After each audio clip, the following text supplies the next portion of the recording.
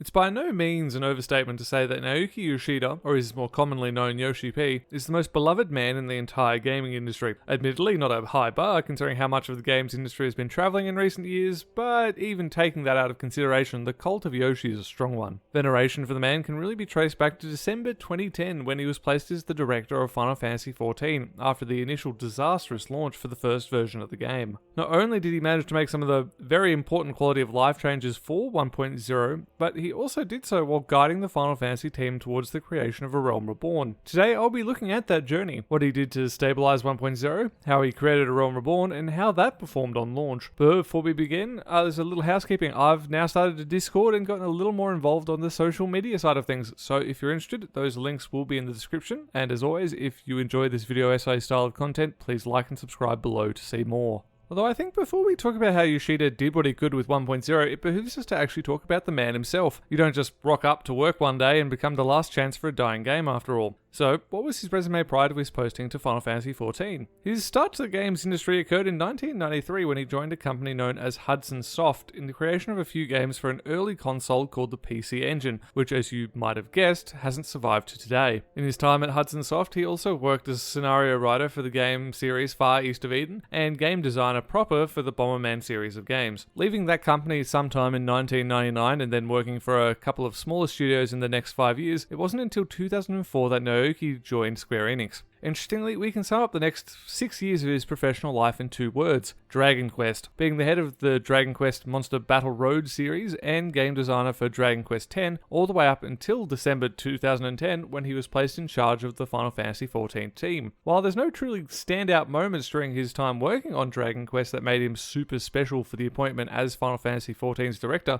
it was his track record of consistent and quality work as well as his own personal love for the MMO genre that led him to eventually being chosen for the role. So the man who totally isn't a primal who's tempered his fan base came into Final Fantasy XIV in December, roughly 3 months after the August 2010 release of the game. A release so horrendous I wasn't able to find a single review score over 50% for the game at launch, and if you'd like to know more about the game in its first incarnation, I've got a good summary on this channel called Why Did Final Fantasy 1.0 Need a Complete Overhaul? So Yoshida wasn't just able to jump straight into building A Realm Reborn. The first order of business was to actually stabilize the current version of the game so the player base wouldn't completely disappear in the 2 and a bit years it would take for the reconstruction. Annoyingly, a lot of the information on 1.0 has been lost to time, and to start to get an idea of the changes that were made, we need to start looking at some of the old patch notes from the Square Enix forums. These patch notes only start from 1.16, which dates all the way back to March 2011, and interestingly was part of Yoshida's plan to keep up with better and more transparent communication with the player base, a core tenet still in the Final Fantasy XIV team today. So not to go through literally every finite detail, I'm going to pick 1 or 2 things from each patch between 1.16 and 1.23 to really highlight the kinds of changes that had to be made to the base game which simply weren't in at launch. I'll have a link to the patch forums in the description below if you want to have a look at them for yourself, as there are a lot of variations like 0.17, A, B, and C, but to keep this brief, I'm going to include all of it in a single patch. So to begin, 0.16, they added the ability to abandon quests. 0.17, party members who are KO'd now received credit for defeated enemies and new side quests were added. 0.18, the rank required to accept main scenario quests was lowered, and those story quests will now award skill experience points. 0.19, interface tutorial added. 0.20, new Grand Company side quests and the Good King Mogulmog the 12th fight. 0.21, the job system added with quest lines to obtain the unique jobs. For instance, the Paladin quest line which required Gladiator at level 30 and the Conjurer at level 15. As a commenter's note, this is by far the biggest patch and also includes dungeons, revamps to some professions, and tons of balancing. And finally, 0.22, bug fixes and tons of quests, and 0.23, the final set of quests released. That final patch was released in July 2012 and would be the last piece of content until the grand finale on the 11th of November that year. That finale came in the form of a cinematic trailer for A Realm Reborn playing for all of the characters logged into Eorzea to witness the end. Once that trailer ended, the servers were shut down until August 2013. A Realm Reborn wasn't created in the 9 months between the server shutdown and relaunch. No, it was being worked on in the background background in parallel development with the patches to 1.0. The amount of blood, sweat, and overtime that the Final Fantasy XIV team poured into development that was essentially 2 games at once should go down as a legendary tale of game development. And while I hope to do the tale some justice even in this short recounting, I do want to emphasize before we begin talking about how Yoshida and his team managed this incredible feat that it was a truly epic undertaking. The planning for A Realm Reborn began in early January 2011, and it was quickly realized that some of the choices in the very source code of the launch version simply wouldn't allow for some of the most drastic changes required for their vision of a rebuilt game. This necessitated that on top of designing A Realm Reborn on a gameplay, quest, and story point of view, it also had to be rebuilt on a ground floor mechanical level. New client, server infrastructure, graphics setup, and an overall engine that would fit not only the PC, but also the PlayStation 3. All of this had to be created before even the first bits of game code could be written. There was first a long period of in-depth planning to redefine the gameplay of A Realm Reborn. The next step was to determine what the engine needed to do to achieve this gameplay vision, and then this step ended up taking a number of months before the actual coding for the game began. As game director, Yoshida had oversight of the redevelopment project and was responsible for making over 400 fundamental design choices across all aspects of the game. The finer details of these choices were left to the designers and team leaders with modern MMORPG experience, which while there were still some checks and balances involved, these were for less important and less time-consuming things to discuss, so they didn't require as much streamlined attention as the fundamental design choices Yoshida was making. The primary focus of this entire redesign was to make absolutely sure that the very core of Final Fantasy XIV, there was a game which covered all the bases. It was entirely focused on the gameplay experience of the players, so the especially clunky systems like the user interface and social tab in the launch version got complete overhauls. Thankfully, to save some time, some systems and ideas were certainly salvageable from 1.0. The Levy quest system is still alive and well today, although it's gone from a primary leveling method to more of an